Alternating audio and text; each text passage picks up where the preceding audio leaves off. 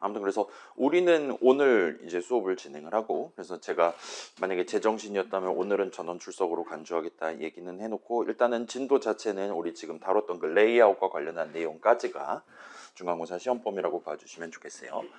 일단 그렇고, 지금 9주차 자리에다가 요 시험과 관련한 안내문 이런 식으로 우리 문제 나간다. 그 다음에 우리 추석 연휴 기간에 이제 지난 문제지들 해가지고 압축 파일해서 그거 열어보시면, 제가 지금 F로를 이 수업을 대충 2019년이나 2020년도부터 꾸준히 저 혼자만 지금 진행을 해왔단 말이에요. 그래서 제가 출제했었던 문제들 .pdf 파일 째로, 원본 째로 지금 밀어넣어서 올려놨으니까 그거 참고해 주시면 좋을 것 같습니다. 그래서 지난주에 이제 레이아웃이라는 제목으로 스타트를 했고, 우리가 이전에는 사실 크게 신경 쓰지 않았어요. 새로운 프로젝트, 그래서 empty views 액티비티 골라가지고 새로운 안드로이드 프로젝트 만들어서 딱 열어봤더니 .java 파일 하나, .xml 파일 하나가 들어있었습니다. 그 다음에 .xml 파일에는 우리가 이전에는 화면 한가운데 헬로 월드 느낌표라고 표시하기 위한 텍스트 뷰 하나가 들어있다라는 거를 구경을 해봤고, 그 다음에 거기서 이제 여러분이 원한다라면 걔의 텍스트 어트리뷰트를 예를 들면 안녕하세요, 안녕하지 않으세요로 바꾼다라든가 그런 짜잘한 거에서 스타트를 했어요. 그 다음에 이제 그 텍스트 뷰 화면 한가운데 있는 거 말고 또 다른 뷰를 내 앱의 화면에 추가하려는 방법, 그거를 미리 .xml 파일에다 적음으로써 계획을 하는 방법도 살펴봤었고, 제 기억이 맞다라면 오늘 수업에서는 이제 여러분이 원한다라면 자바 코드를 써서,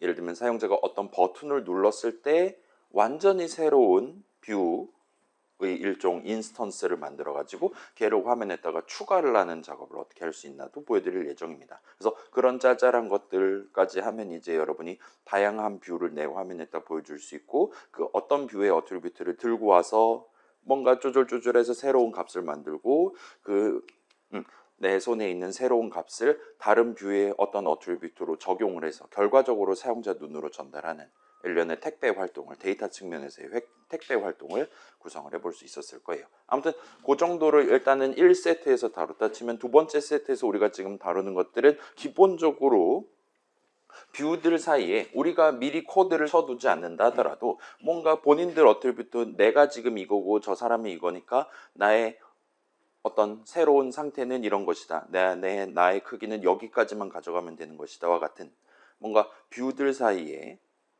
각각의 어트리뷰트 값에 따라서 파생되는 새로운 뭔가가 존재하는 것 같다. 우리가 굳이 키보드를 치지 않아도 그런 게 자동으로 뭔가 앱 뒤에서 발생하는 것 같다라는 걸 우리가 살짝 느껴봤었습니다.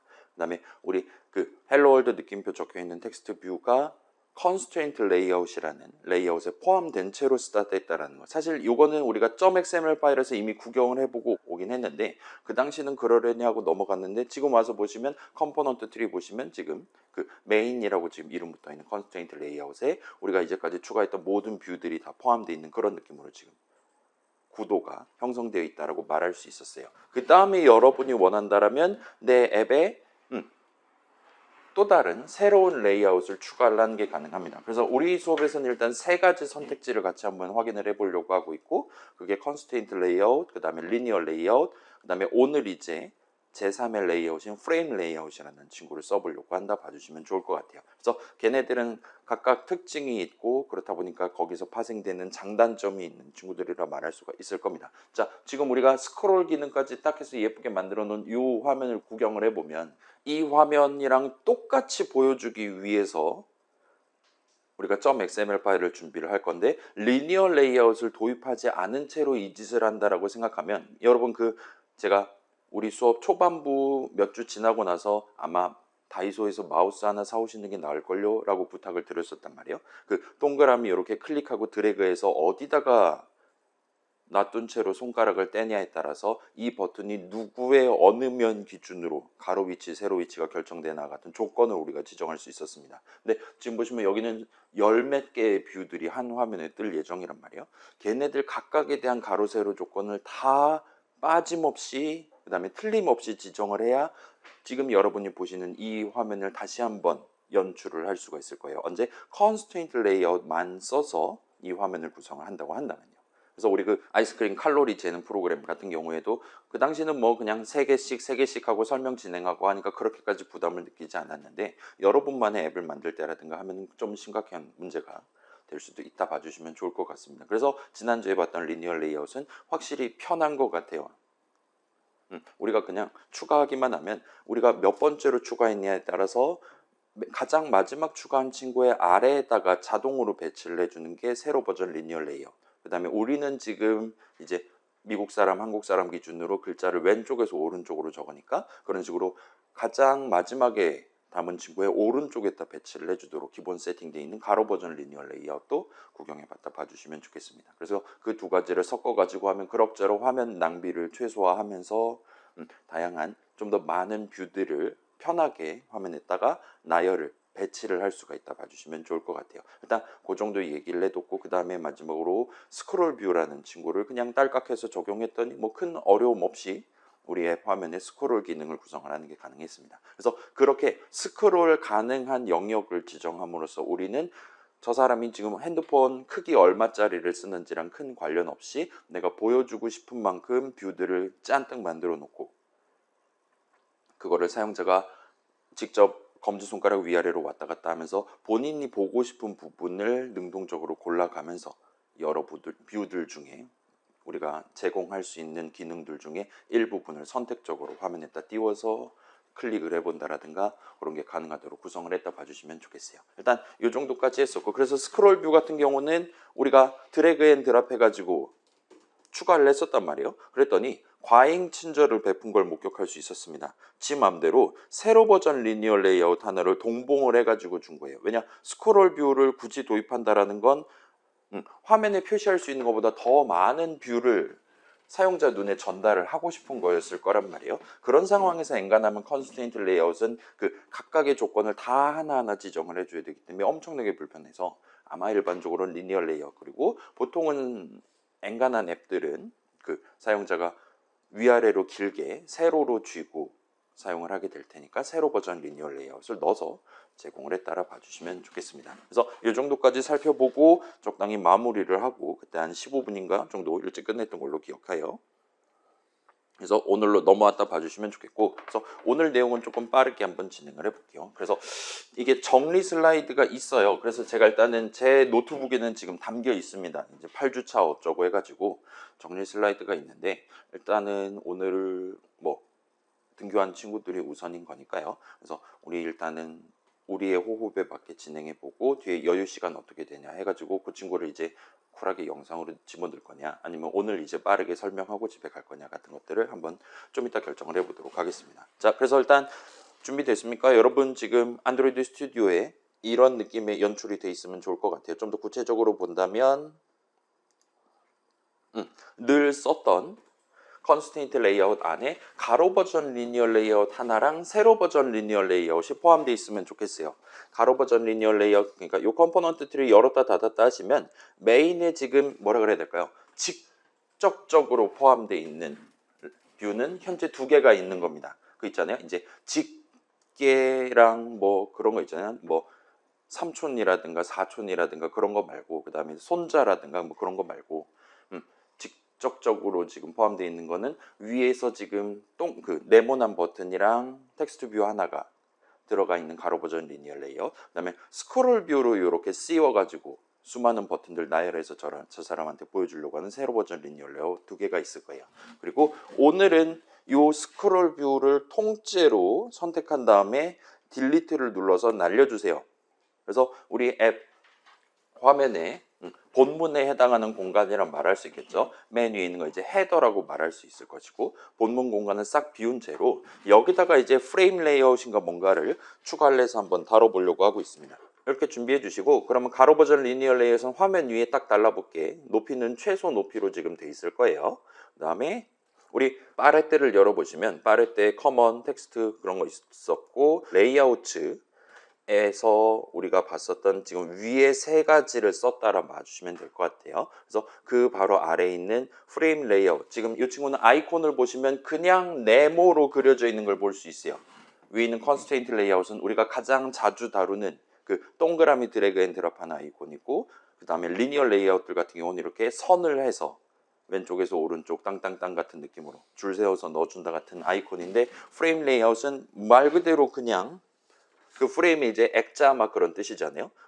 그냥 아무 표현도 안 돼 있는 네모 하나가 적혀있는 이 친구를 드래그를 해서 화면 한가운데다가 드랍을 해주시고 그러면 적당히 안드로이드 스튜디오가 이 디자인 화면을 보고 이 친구의 초기 크기를 지정을 해줄 겁니다. 그렇긴 한데 우리는 어차피 얘가 지금 컨스트레인트 레이아웃에 추가되어 있기 때문에 포함되어 있기 때문에 이 친구의 가로 세로 조건을 이 동그라미들이 다 검은색 동그라미가 되게끔 맞춰줘야 돼요. 그래서 지금 현재 화면에 남은 영역을 다 차지할 수 있게끔 이 친구의 위 조건은 적당히 딴 데 갔다가 돌아와서 가로 버전 리니어 레이아웃의 아랫면 기준이 되게끔 그 다음에 나머지 친구들은 전부 다 화면 왼쪽 오른쪽 아래 기준이 되도록 맞춰주세요. 그러면 이제 빨간색 느낌표는 사라질 겁니다. 그 다음에 이 친구가 현재 조건을 만족하는 최대 크기를 갖도록 레이아웃 위즈랑 레이아웃 타이틀을 둘 다 매치 컨스트레인트로 조건을 만족하는 최대 크기를 갖도록 지정해 주시면 돼요. 그래서 원래는 막 여러분이 현재 안드로이드 스튜디오 세팅에 따라서 막 300이니 400이니 커다란 숫자가 적혀 있을 건데 나중에 Shift F10 눌러서 진행할 때는 여기서 보이는 요 뭐라 그래야 될까요? 가로 세로 비율만큼 우리의 가짜 핸드폰이 똑같이 가져간다면 똑같이 보일 건데 그러지 않은 케이스도 있을 수 있으니까 얘네들을 둘 다 0dp로 매치 컨스트레인트로 맞춰주시면 나중에 Shift F10 눌렀을 때도 동등한 느낌으로 예쁘게 잘 보여줄 겁니다. 일단 그렇게 해주시고 자 그러면 이제 프레임 레이아웃이라는 친구 일단은 제가 먼저 보여드릴게요. 이 친구는 버튼을 여러분이 얼마든지 드래그 앤 드랍 해가지고 추가할 수 있는 친구라고 봐주시면 좋겠어요. 레이아웃의 일종입니다. 근데 오늘은 요 프레임 레이아웃을 쓸 때는 요 .xml 파일에서 미리 이 프레임 레이아웃에는 버튼을 14개 보여줄 거야 와 같이 여기서 미리 드래그 앤 드랍을 해서 준비를 하는 게 아니라 프로그램을 실행하는 도중에 자바 코드를 실행함으로써 이 프레임 레이아웃에다가 새로운 뷰를 한번 우리가 수동으로 추가하려는 작업을 해보려고 하고 있어요. 괜찮아요? 예를 들면 텍스트 뷰의 텍스트 어트리뷰트를 변경하는 게 가능했잖아요. 그죠? 그 다음에 텍스트 뷰 입장에서는 본인이 지금 본인의 영역 안에 보여줘야 되는 내용물이 그 텍스트 어트리뷰트다라고 말할 수도 있습니다. 그래서 예를 들면 우리 지난 시간에도 살짝 구경해 본 적이 있는데 어떤 뷰의 어떤 어트리뷰트를 바꾸면 그 친구가 지금 표현해야 되는 내용물이 바뀌고 그렇다 보니까 그 친구의 크기가 늘어나거나 줄어들고 다른 애들이 그거에 영향을 받아서 옆에 있던 버튼, 발사 버튼의 크기가 늘어났다가 줄어들고 하는 것도 우리가 목격할 수 있었다 봐주시면 좋겠어요. 등등등이고 뭐 여러분이 원한다라면 누군가의 어트리뷰트를 변경하는 것만큼이나 동등하다라고 말할 수 있는 어떤 레이아웃에 포함되어 있는 뷰 목록에다가 새로운 거 하나를 애드를 하는 방법도 이따 봐주시면 좋겠습니다. 그래서 지금 우리 버튼 하나 위에 마련돼 있잖아요. 그 버튼을 누를 때마다 화면 한가운데 있는 프레임 레이아웃을 건드려 가지고 거기다가 새로운 데이터를 애드를 하는 그런 작업을 한번 해보도록 하겠습니다. 그러기 위해서 우리는 이제 자바 코드에서 뷰들을 건드릴 예정이니까 나중에 find view by id를 써서 검색을 해가지고 찾아와야 될 테니까 지금 메인에 포함되어 있는 constraint layout에 포함되어 있는 요 linear layer 가로 버전 안에 있는 버튼 친구랑 그 다음에 방금 전에 추가한 frame layout 친구의 id를 지정을 해놓고 넘어가도록 하겠습니다. 그래서 뭐 지금 3개 있으니까 셋 다 지정합시다. 그래서 버튼은 자 여러분 요거 다시 한번 강조 말씀드릴게요.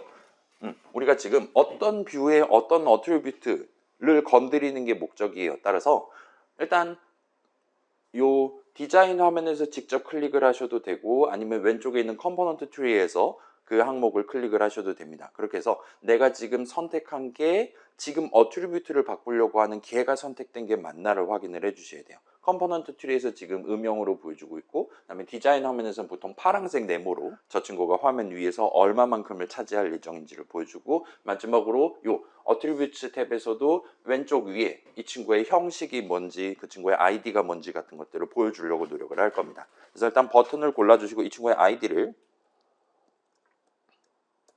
확대를 조금 해서 보여드릴게요. 이 친구의 아이디를 뭐 늘 그래왔듯 BT 언더스코어 정도로 접두사를 적어주시고 버튼이니까요. 그 다음에 발사 버튼으로 엔터 쳐서 이 친구의 아이디를 나중에 쓰기 편한 이름으로 바꿔줍시다. 그 다음에 텍스트 뷰 같은 경우는 얘도 살짝 바꿔줍시다. 뭐 기왕 나중에 뭐 텍스트 어트리뷰트 바꿀 수도 있는 거잖아요. 그 다음에 오늘은 뭐 특별히 지금 텍스트 뷰가 하나밖에 없으니까 얘는 그냥 TV까지만 적고 엔터를 칠게요. 그 다음에 마지막으로 방금 전 추가한 프레임 레이아웃인가 뭔가 하는 친구를 이제 얘는 레이아웃 정도로 적고 엔터를 칩시다. 그래서 레이아웃을 자바 코드에서 건드릴 일은 사실 그렇게까지 많지는 않아서 이 친구는 그냥 레이아웃 6글자 풀네임으로 찍어두도록 할게요. 그 다음에 이 친구가 프레임 레이아웃이냐 리니어 레이아웃이냐는 보통은 그렇게까지 구분을 할 필요는 없을 테니까 최소한 자바 코드에서는 그럴 테니까 일단 우리 수업에서는 저렇게 레이아웃 한 다음에 우리가 지금 자바 코드에서 다루는 레이아웃이 여러 개일 때는 이제 언더스코어를 해서 추가적으로 부연을 하는 식으로 가져가 보도록 하겠습니다. 그럼 왜 발사 버튼은 BT가 아니라 BT 언더스코어 런치냐? 발사는 중대사항이기 때문이라고 봐주시면 좋겠어요. 자, 일단 그렇고 그 다음에 이제 점 자바 파일로 돌아와가지고 우리가 지금 몇 주 만에 자바 코드를 한번 작성해 볼게요. 자, 여기도 비슷한 느낌이에요. 우리가 동일한 내용을 적는다 하더라도 걔를 누구 중괄호 안에다가 적냐가 엄청나게 중요하다 봐주시면 좋겠어요. 뭐 그것도 일종의 포함관계라 말할 수도 있겠죠. 그래서 이걸 uncreate 중괄호 안에 적냐, calculate 중괄호 안에 적냐 등등에 따라서 우리가 적어놓은 내용, 그게 문장이었다면 언제 실행될 것인지가 결정된다 봐주시면 돼요. 아무튼 우리는 지금 나중에 발사 버튼을 클릭했을 때 새로운 뭔가를 레이아웃에다가 추가를 하고 싶어요. 따라서 그러한 목표를 달성하기 위한 내용을 적기 위한 이벤트 핸들러 메서드 정의를 일단 적어놓고 스타트를 해봅시다. 그래서 얘는 복습이죠. 일단 uncreate 메서드 정의 닫는 중괄호 아래에다가 적당히 엔터를 쳐주시고 그래서 들여쓰기 기준으로는 1단으로 잡아줄 겁니다. 그 다음에 잠깐만요.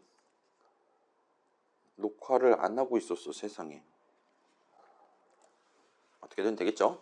지금부터가 중요하니까요. 그래서 메서드 정의 이제 첫 줄로 한번 같이 적어 볼게요. 그래서 여기선 그냥 맨땅에서 적어도 큰 무리는 없을 겁니다. 늘 적던 퍼블릭 적어 주시고 늘 적던 보이드를 적어 주시고 그다음에 일단은 우리가 지금 이 이벤트 핸들러를 부착을 하려는 적용을 하려는 그 뷰의 아이디를 적어 주시고 지금 같은 경우는 발사 버튼에만 부착을 할 거니까 이렇게 적을게요. 그 다음에 언더스코어를 하시고 그 이벤트 자체 이름 우리는 언클릭 이벤트에 대한 이벤트 핸들러를 지정할 예정입니다. 그 다음에 언클릭 같은 경우는 인수를 하나를 받도록 돼 있어요. 괄호를 열고 대문자 V로 시작하는 뷰 4글자를 골라서 여기서 꼭 여러분이 엔터키를 쳐주세요.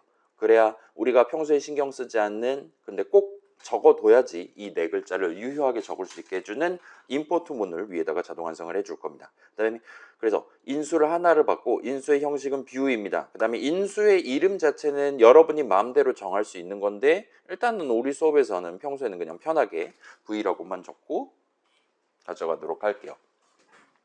그 다음에 이제 중괄호 열고 닫고 해서 이 이벤트 핸들러 메서드 정의 내용물 적기를 시작을 해봅시다.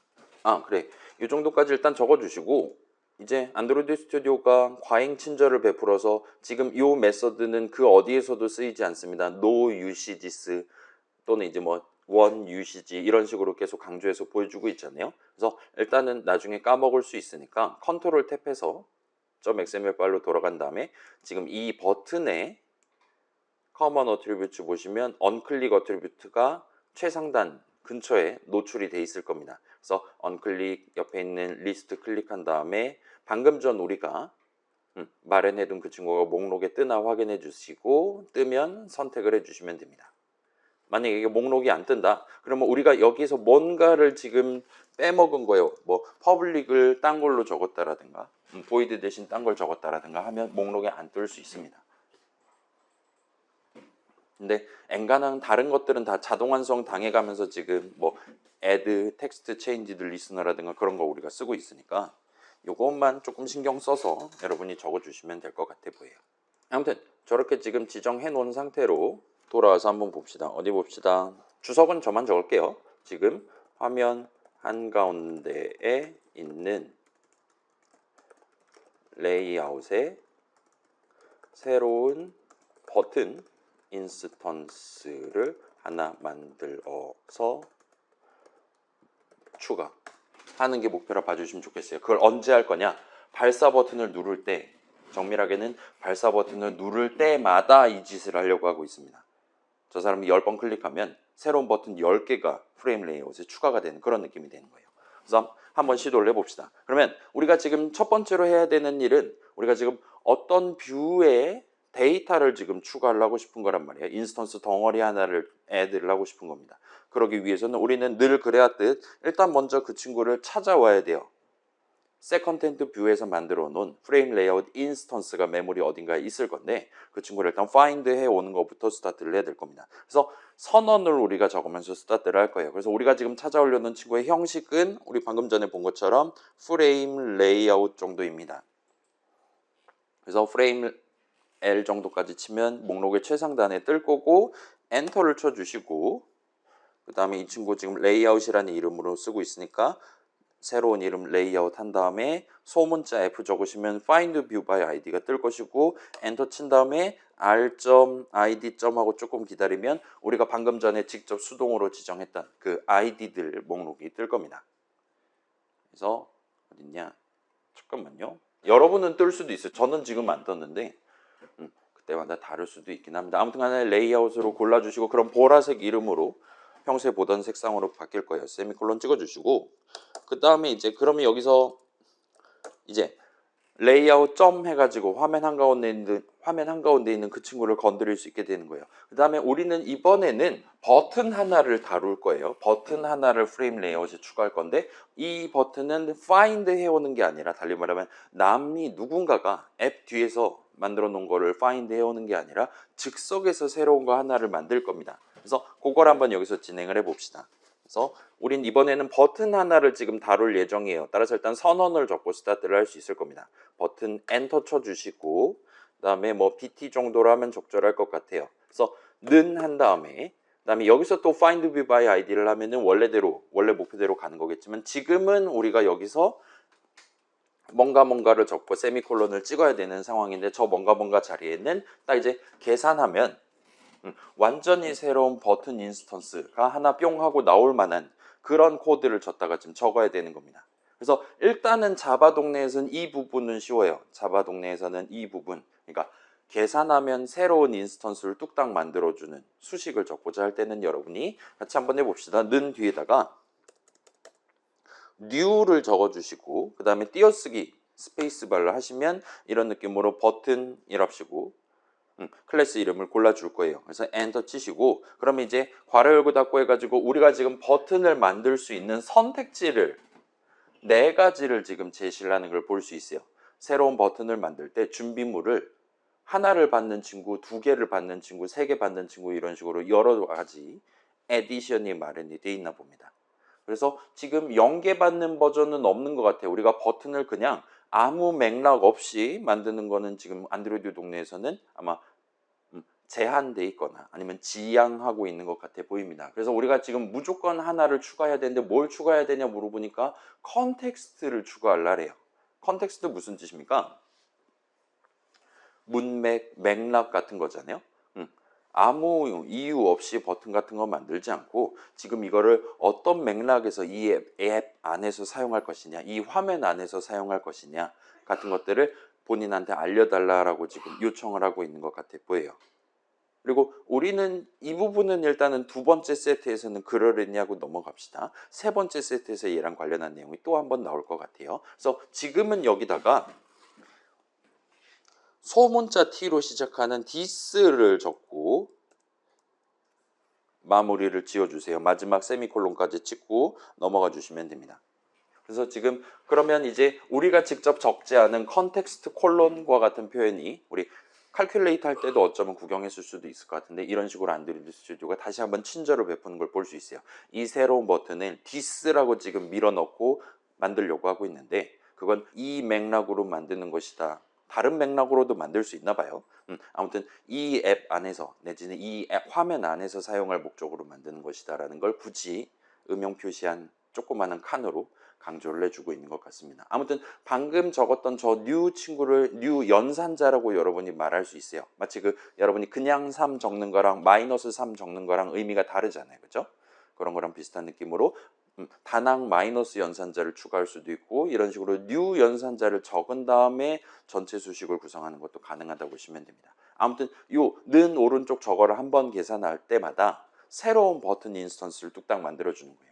제가 이제 예를 들면 while문 안에 들어있다. while문의 내용을 10번 반복 실행한다. 그러면 버튼 10개가 만들어진다 봐주시면 좋을 것 같습니다. 아무튼 지금은 그냥 맨 땅에 넣어놨고 얘를 지금 우리는 이벤트 핸들러 메서드 정의 내용물로 넣어놨으니까 의미 관점에서 새로운 버튼 만드는 거는 발사 버튼 한 번 클릭할 때마다 하나씩 만든다라고 말할 수가 있게 될 거예요.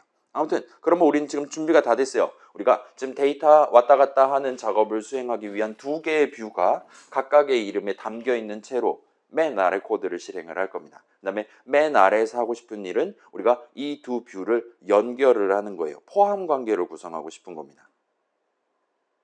그래서 우리는 여기서 이제 간단하게 직관으로 납득할 수 있는 코드를 적으면 돼요. 레이아웃, 점 찍고 그 다음에 add 한 다음에 조금 밑에 보시면 add view라는 게 있을 거예요.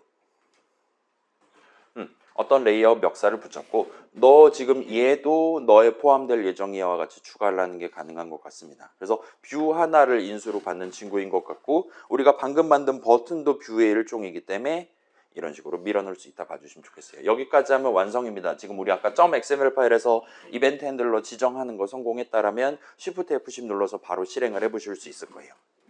자, 우리가 막 봐봐요. 설명은 엄청 거창하게 하는데 결국 컨트롤 탭에서 점 자바 파일 돌아와서 적는 코드는 맨날 똑같은 코드 적고 자빠져 있단 말이에요. 근데 사실 이거는 우리가 쉬운 앱을 만들고 있기 때문에 이렇게 쉬운 코드만 적는다라고 얘기를 할 수는 뭐 그것도 일정 부분은 맞는 말이긴 한데 나중엔 엄청 복잡한 이름들 300개 중에 원하는 거 하나를 선택한다든가 하게 될 건데 기본적으로는 컴퓨터 동네, 프로그래밍 동네에서는 여러분이 엔간하면은 적는 코드가 다 대동소이하다라고 봐주시면 좋겠어요. 파이썬 동네에서도 여러분 비슷한 느낌으로 했을 겁니다. 그때는 이제 뭐 find를 해온다라기보단 아마도 input 같은 걸 써서 즉석에서 프로그램 밖에서 데이터를 가져온다라든가 했을 거예요.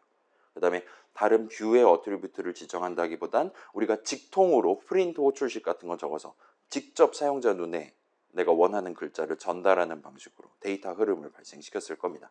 그 중간 과정은 우리 늘 그려왔던 뭐 더하기 빼기라든가 점 해갖고 뭐 어펜드를 한다라든가 비슷한 느낌으로 했을 거고요. 그래서 맨날 적는 코드 똑같다. 그 데이터 관점에서도 그렇고 코드 관점에서도 결국 똑같은 거예요. 여러분 결국은 함수 정의, 메서드 정의 중괄호 안에 if문, while문 적당히 중첩시켜 가면서 문장들을 적절한 자리에 적절한 내용물이 적절한 누군가의 들여쓰기 한 내용물 중괄호 안 내용물이 되도록 적을 겁니다. 그걸 어디다가 적냐 등등에 따라서 그게 언제 실행될 거냐, 언제 실행이 안 될 거냐, 내지는 언제는 몇 번 실행될 거냐 같은 게 결정된다 말할 수가 있겠죠. 아무튼 돌아와서 보시면 자, 이 친구 클릭하시면 한번 해볼게요. 클릭하면 뭐 이런 느낌으로 거의 그 이제 사각 어묵 같은 스타일로 회색 버튼 하나가 일단은 생긴 걸 볼 수 있어요. 그리고 얘도 일단은 버튼이 맞습니다. 여러분 직접 마우스로 클릭해 보시면 마우스를 갖다 대고 클릭해 보시면 이런 식으로 평소 보던 그 애니메이션 펄럭펄럭펄럭 하는 걸 볼 수 있어요. 그래서 일단은 지금 우리가 .xml 파일에서 새로운 버튼 추가할 때랑 다르게 회색으로 보여주고 있는 것 같아 보여요. 그런 살짝 뭐라 그래야 될까요? 스타일 측면에서의 미세한 차이가 있긴 한데 아무튼 간에 지금 우리는 발사 버튼을 클릭을 하면 결론적으로 프레임 레이아웃에 새로운 버튼 인스턴스 하나를 추가를 하고 그리고 그게 자동으로 이제 뒤에 있는 코드가 적당히 동작을 해서 사용자 눈에까지 성공적으로 전달을 하고 있는 것 같아 보입니다. 근데 그렇긴 한데 지금 현재 이 버튼은 아마도 그 위치랑 크기를 우리가 지정할 수 있었잖아요. 이 친구의 크기는 우리가 직접 방금 전에 지정하진 않았단 말이에요. 그냥 버튼 하나 만들고 아무 손도 안 대고 그냥 추가했습니다. 그랬더니 아마도 지금은 기본적으로 그 매치 패런트에 해당하는 본인이 차지할 수 있는 전체 크기를 다 갖도록 욕심쟁이 같은 느낌으로 크기를 지정하도록 세팅이 되어 있는 것 같아 보입니다. 그래서 여러분이 이제 희망한다라면 그 부분을 우리가 커스터마이즈를 하는 게 가능할 거예요. 내가 지금 새로 추가하려는 버튼은 이 친구의 너비랑 높이를 예를 들면 80 곱하기 80으로 해줘와 같은 느낌으로 여러분의 희망사항을 키보드를 쳐서 반영하는 게 가능할 겁니다. 그래서 그쪽을 살짝 한번 시도를 해봅시다. 그래서 지금 일단 회색으로 버튼이 잘 뜨면 성공이에요.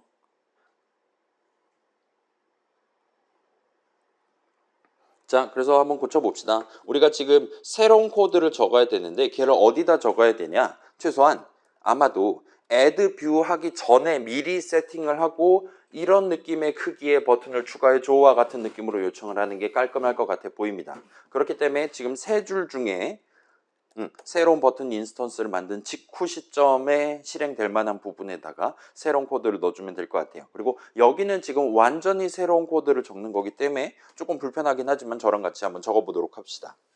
그래서 뭘 적을 거냐?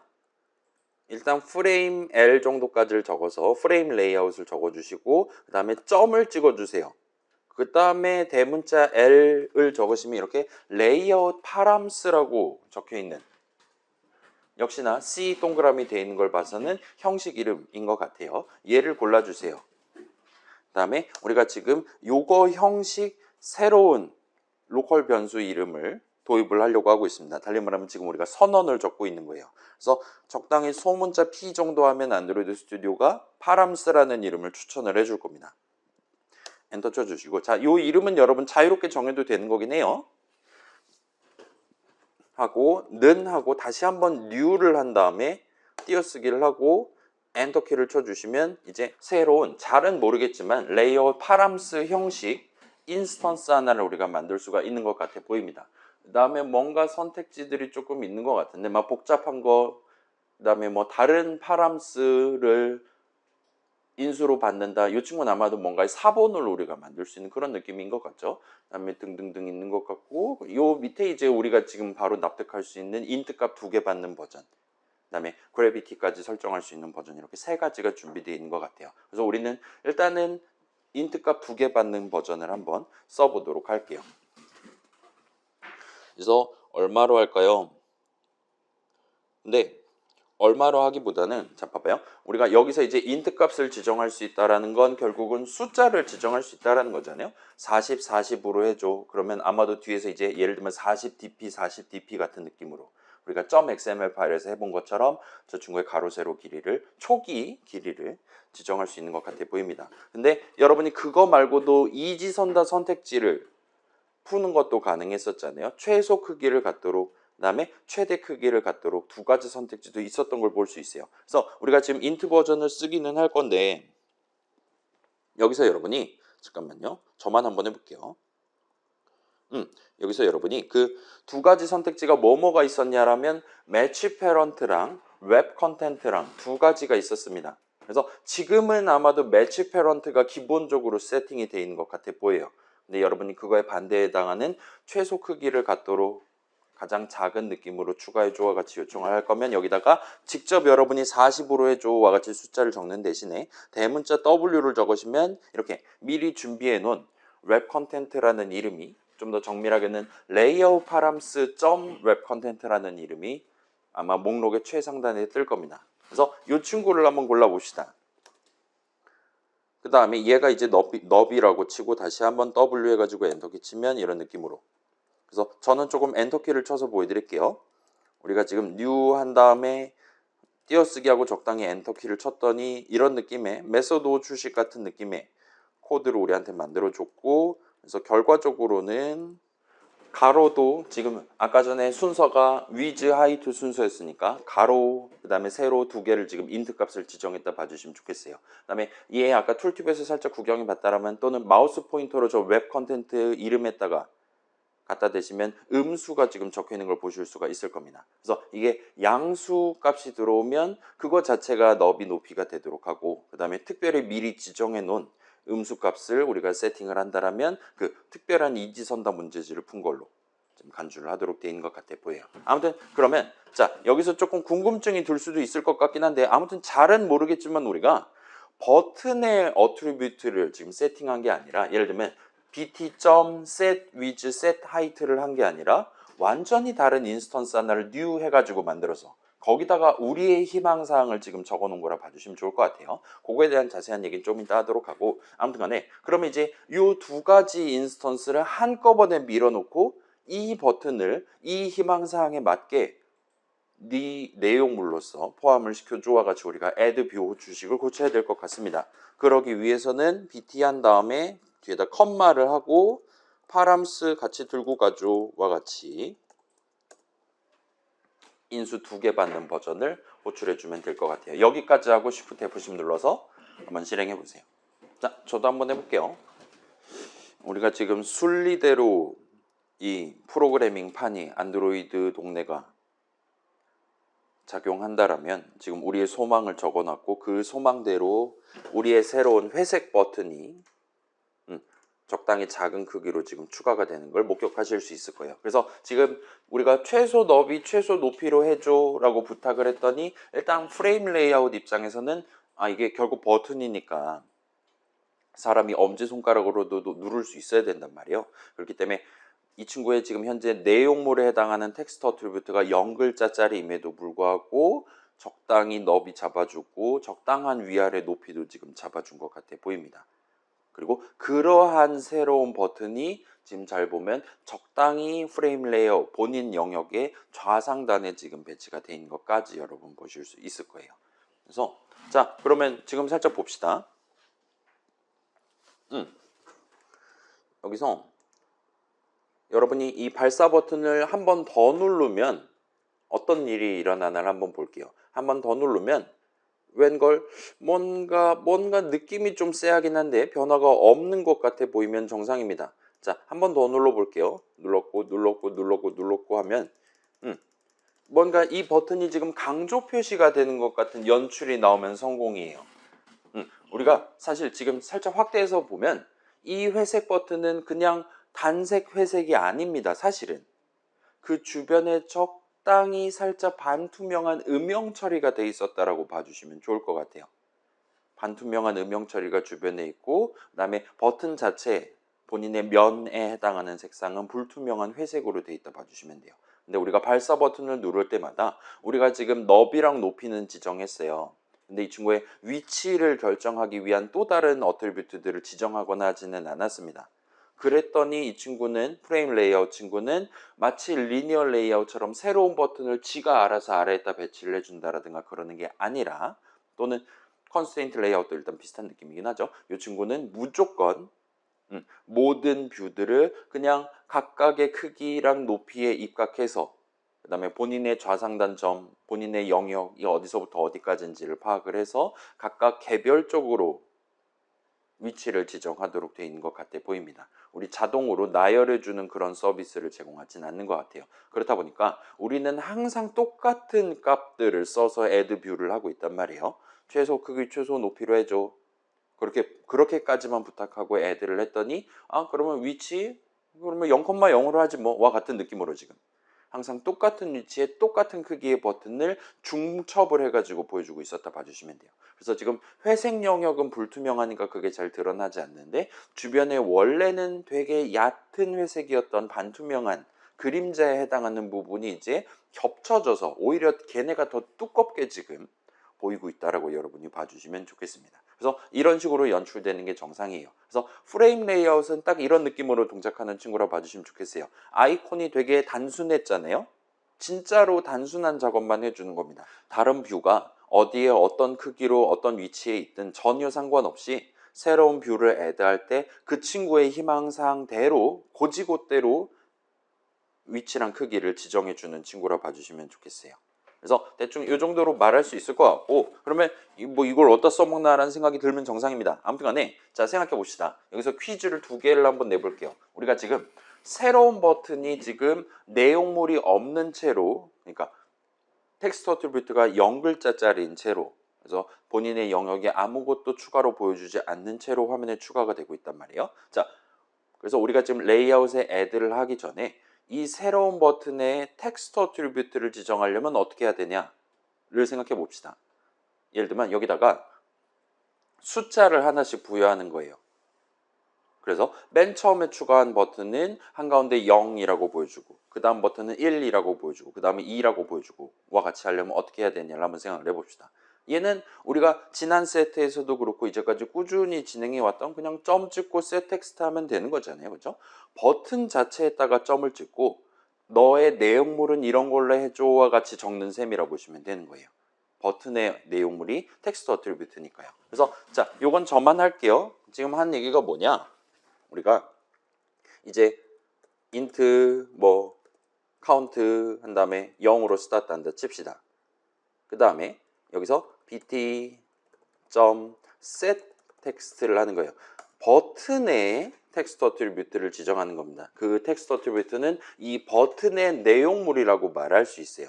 그래서 여기다가 이제 bt 한 다음에 플러스하고 카운트 정도 하면 이제 맨 처음 거는 bt0, 그 다음은 bt1, bt2 같은 느낌이 될 것 같아요. 그 다음에 매번 이렇게 할 때마다 카운트는 카운트 더하기 1 정도로 해서 원래 0 담겨 있던 데다 1 담고 2 담고 3 담고 그런 느낌으로 적용할 수 있을 겁니다. 자, 이건 여러 번 안 하셔도 됩니다. 그다음에 Shift F10 누르면 이제 클릭하면 BT0, BT1, BT2, BT3, BT4 이런 느낌으로 새로 버튼을 추가할 때마다 각각의 버튼에 멱살을 붙잡고 점을 찍어서 개의 내용물을 변경하는 식으로 개의 텍스트 어트리뷰트를 변경해서 각각의 버튼이 서로 다른 텍스트 어트리뷰트를 갖도록 우리가 만드는 게 가능한 것 같아요. 그 다음에 좀 이것도 역시나 과잉 친절인 것 같아 보이는데 우리가 소문자로 적어놨다 하더라도 지가 알아서 대문자화를 해서 지금 텍스트 어트리뷰트를 화면에다가 본인의 영역에다가 보여주고 있는 것 같아 보입니다. 자, 그럼 이제 두 번째를 한번 생각해 봅시다.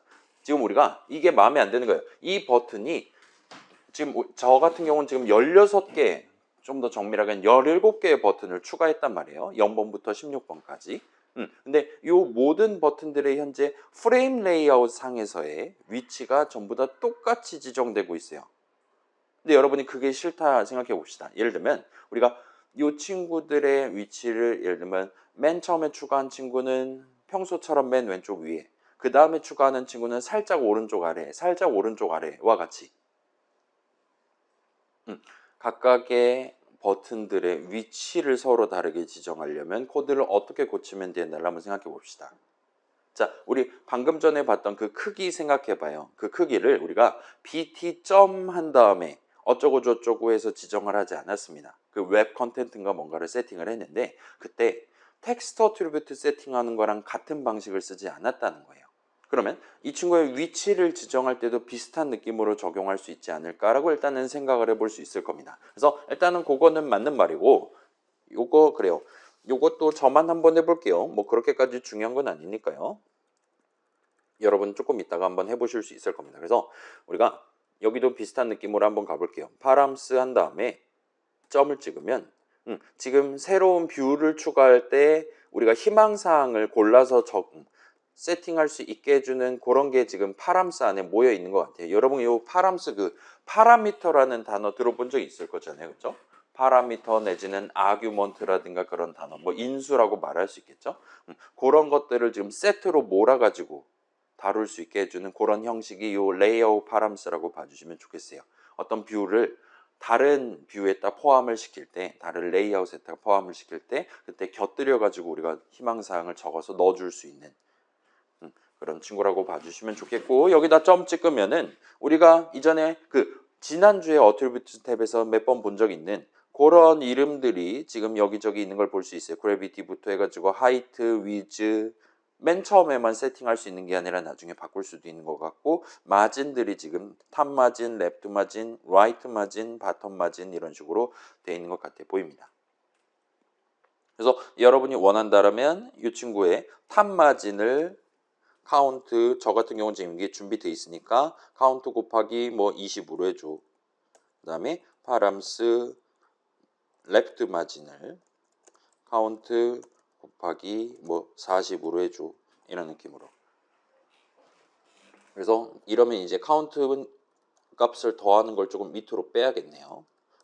그러면 맨 처음 친구는 카운트가 0인 채로 잡아가니까 bt0라는 이름으로, 그 다음에 왼쪽에서 0만큼, 위에서 0만큼 마진을 잡아갖고 배치를 해줘와 같이 요청하는 셈이 될 거예요. 그래서 얘는 지금 역시나 비슷한 느낌으로 bt.setTopMargin과 같은 느낌으로 BT의 어트리뷰트를 지정하는 그런 느낌이 아니라 동봉되어 있는 우리가 동봉해가지고 애드뷰 호출을 그 덩어리 안에다가 희망사항으로서 적어서 지금 갖다 바치고 있다 봐주시면 좋겠어요. 프레임 레이아웃한테 갖다 바치고 있다 봐주시면 좋겠습니다. 그래서 대충 일단은 뭐 그럴 수도 있지라는 생각이 들면 정상이고, 이제 실행하면 맨 처음엔 똑같이 BT0, 그 다음부터는 이제 이런 느낌으로 새로운 버튼들의 마진을 서로 다르게 지정함으로써 전체 프레임 레이아웃 영역에서의 그 친구들의 위치가 결정된다 라고 여러분이 봐주시면 좋겠어요. 그래서 이 친구들의 너비랑 높이, 그 다음에 이 친구들의 왼쪽, 그러니까 가로 세로 위치를 전부 다 수동으로 지정을 하는 버전이라 봐주시면 됩니다. 프레임 레이아웃은. 리니어 레이아웃은 그 친구의, 예를 들면 세로 버전 리니어 레이아웃이다 그러면 그 친구의 기본적인 세로 위치가 누구보다 아래 기준으로 고정이 되어 있는 거예요. 그 다음에 얘 같은 경우는 모든 애들의 가로 세로 위치가 전부 다 프레임 레이아웃 본인의 윗면 기준, 왼쪽 면 기준으로 지금 잡혀있다 봐주시면 돼요. 그 우리 컨스트레인트 레이아웃 드래그 할 때 화면 기준으로 갈 거냐, 다른 애 아랫면 기준으로 갈 거냐 우리가 능동적으로 고를 수 있었잖아요. 리니어 레이아웃이랑 프레임 레이아웃은 그걸 능동적으로 고를 수 있게 해주는 게 아니라 내부적으로 딱 한 가지로 고정되어 있는 채로 되어 있다 봐주시면 돼요. 이제 거기서 내가 조금 더 아래에 배치하고 싶다, 조금 더 왼쪽에 배치하고 싶다 그러면 이제 마진을 지정한다 와 같이 접근하면 되는 것 같아 보입니다. 아무튼 그런 느낌으로 우리가 가져갈 수 있는 친구인 것 같아요. 그래서 버튼의 마진 지정해서 추가하려면 요 파람스를 건드려 가지고 파람스 점 해서 희망사항으로서 적으면 된다 봐주시면 좋겠습니다. 자, 일단은 뭐 우리는 이 정도로만 하고, 자 그러면 여러분 지금 여러분 코드는 지금 카운트라는 거 안 들어있어도 괜찮아요. 그거는 일단은 지금 적어 놓으셔도 되고 안 적어 놓으셔도 됩니다. 그래서 지금 보시면 이 친구의 탑 마진이랑 레프트 마진은 여러분이 원한다라면 마치 이 친구의 너비랑 높이를 우리가 수동으로 지정할 수 있었던 것처럼 따로 지정할 수 있다 봐주시면 좋을 것 같아요. 그 다음에 우리가 이제 여러분이 후반부에 나만의 앱 만들 때 그때 이제 지금 같은 경우는 우리가 버튼을 언제 누르든 상관없이, 예를 들면 이 앱을 언제 여러분이 다시 한번 켜냐, 누구 핸드폰에서 켜냐랑 완전히 상관없이 0번째 버튼의 위치는 항상 고정돼 있다. 그 다음에 예를 들면 이 8번째 버튼의 화면상의 위치는 항상 고정돼 있다라고 말할 수 있을 겁니다. 근데 여러분이 나중에 나만의 앱 만들 때는 그게 마음에 들지 않을 수도 있어요. 매번 똑같은 결과만 보인다 하는 게 마음에 들지 않는다라면 그때는 이제 여러분 아마 파이썬 수업 창컴이라든가 해서 나왔을 수 있는 주사위 굴리기 기능을 써서 여기서 우리가 살짝 장난질을 이제 슬슬 시작을 해볼 수 있을 것 같아 보여요. 그래서 그거를 곁들여서 살짝 소개하면 요 레이아웃 세 가지에 대한 현장 학습이 얼추 끝이 나게 될 것 같습니다. 그래서 여기는 한번 같이 해봅시다. 우리가 현재 목표 이렇게 살짝 바꿔서 가져갈게요. 우리가 발사 버튼을 누를 때마다 프레임 레이아웃 상에 임의의 위치에다가 새로운 버튼 하나를 추가하려는 거예요. 크기는 일단 똑같이 맞춘다 치고 그 친구의 위치를, 가로 세로 위치를 그때그때 다르게 지정하는 방법을 한번 진행을 해보도록 할게요. 그래서 요거는 여기서부터는 같이 한번 해봅시다. 지금 우리 int 카운트는 0 있으면 지우셔도 돼요. 물론 남겨놓으셔도 되지만, 그래서 얘는 지우거나 남겨두시면 되고, 그 다음에 어디 봅시다. 여기 아래에다가 우리가, 자 여긴 지금 메서드 정의 중괄호 바깥이면서 그 메인 액티비티라는 클래스에 대한 클래스 정의 중괄호에서는 안쪽입니다. 그래서 들여쓰기 기준으로 1단이에요. 여기서 우리가 새로운 선언을 적어서 필드 선언을 적을 거라 봐주시면 좋을 것 같아요. 우리가 지금 뭘 할 거냐, 주사위를 굴려서 새로운 버튼에 탑 마진이랑 레프트 마진을 정할 겁니다. 그러기 위해서는 새로운 주사위 하나를 만들어 놓고 꾸준히 개를 굴려가면서 작업을 진행해야 된다 봐주시면 좋을 것 같아요. 만약에 이게 파이썬 동네였다 그러면은 여러분 아마 임포트 랜덤 엔터 막 그런 걸 써서 랜덤 점 해가지고 이것저것을 써본 적이 있을 거예요. 그런 거랑 비슷한 느낌으로 자바 동네에서는 대문자 R로 시작하는 RAN 정도 치시면 랜덤이라는 이름이 떠 있는 걸 볼 수 있어요. 그래서 지금 뭔가 랜덤이라는 이름이 여러 버전이 있는 것 같은데, 뭐 자바 버전, 코틀린 버전 이렇게 두 개 보여주고 있는 것 같은데, 우리는 지금 오리지널 자바를 쓰고 있으니까 java.util이랍시고 지금 소개하고 있는 그 랜덤을 골라주세요. 오리지널 자바의 주사위를 쓰는 셈입니다.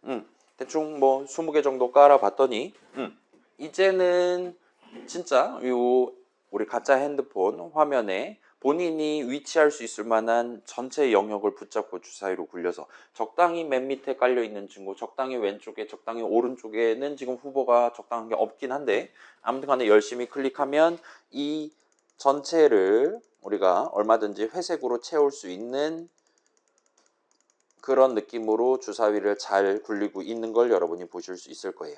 괜찮아요. 우리가 지금 탑 마진, 레프트 마진을 지정함으로써 이 새로운 버튼의 왼쪽 면의 위치, 윗면의 위치를 지정하는 거라 봐주시면 돼요. 우리의 목표는 왼쪽 면, 윗면 관점에서도 나가지 않게 플러스 오른쪽 기준, 아래 기준으로도 뚫고 나가지 않게 만들기 위해서 마지막에 빼기 이 버튼 자체의 너비만큼을 했다 봐주시면 됩니다.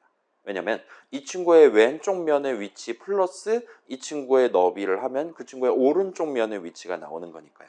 우리는 이 친구들의 오른면이 이 전체 프레임 레이아웃이 차지하는 영역보다 더 크지 않도록 만드는 게 목표였기 때문에 이렇게 빼기 150 했다 봐주시면 좋겠고, 그래서 자, 이 정도 적당히 깔아두신 다음에 여러분이 보시면 지금 이 버튼들은 진짜로 버튼들이에요. 그렇기 때문에 여러분이 여기서 직접 클릭을 해보시면 이런 느낌으로 뭔가 뒤에 숨어 있는 버튼이라 하더라도 잘 조준해가지고 클릭을 하시면 걔네들도 전부 다 잘 동작하는 어엿한 하나의 버튼이 맞다라는 걸 확인을 해보실 수 있을 거예요. 그래서 저는 지금 텍스트 어트리뷰트를 지정했으니까 얘네들이 지금 맨 밑에 깔리는 25번 버튼, 더 밑에 깔리는 33번 버튼, 16번 버튼 이런 느낌으로 지금 밑에 있는 애들이 튀어나오는 걸 볼 수 있습니다. 자, 그래서 일단은 이거는 다른 레이아웃들도 마찬가지기는 해요. 얘네들 전부 다 우리가 애드 뷰 할 때마다 위에다가 덮어 씌우는 겁니다. 척척 해가지고 올리는 거예요. 근데 그거를 여러분이 예를 들면 각각의 뷰들이 서로 화면상에서 겹치지 않도록 레이아웃상에서 겹치지 않도록 위치랑 크기를 잘 지정을 한다라면 누가 위에 있는지 누가 밑에 있는지는 큰 상관이 없게 되는 겁니다. 근데 지금 현재는 얼마든지 겹칠 수 있는 상황이에요. 그 다음에 저는 지금 매번 추가할 때마다 너는 지금 60번째로 추가하는 애야, 너는 15번째로 추가하는 애야와 같이 번호를 다르게 매겼단 말이에요. 그래서 지금 위에 보시면 70번대 친구들 있고 그 밑에 막 30번대, 10번대 친구들은 밑에 깔려 있는 걸 여러분 보실 수 있을 겁니다. 대충 그런 느낌으로 이 동네에도 우리 그 리니어 레이아웃도 마찬가지였잖아요. 리니어 레이아웃도 여러분이 아마도 자바 코드로 짠다면 add 뷰를 하는 순서대로 위에서부터 차곡차곡 보여줄 것이다. 각자의 기본적인 위치를 서로 다르게 지정해서 보여줄 것이다 라는 걸 아마도 여러분이 가져갈 수 있을 겁니다. 그래서 프레임 레이아웃도 비슷한 느낌으로 가져가고 있지만 누가 먼저 추가됐냐 또는 지금 새로 추가하는 버튼보다 이전에 다른 버튼이 어디에 어떻게 추가되어 있냐랑 전혀 상관없이 걔의 희망사항만 듣고 걔의 위치랑 크기를 지정해주는 그런 레이아웃이라고 봐주시면 돼요. 물론 그렇긴 하지만 나중에 추가하는 친구가 우리 화면상으로 더 앞에다가 더 가까운 곳에 배치되는 건 맞다 봐주시면 됩니다. 자, 이 정도까지 얘기하면 프레임 레이아웃에 대한 설명이 끝이 납니다. 그래서 지금 살짝 쉬고 1시간 반 됐으니까 지금 살짝 쉬고 이 뒤에 최종 목표라고 할 수 있을 만한 게 하나가 있기는 하거든요. 그렇긴 한데 그거는 쿨하게 스킵을 하고 대신에 두 번째 세트의 정리 슬라이드라고 할 수 있을 법한 8주차 자료를 같이 구경해보고 퇴근을 하도록 합시다. 그래서 몇 분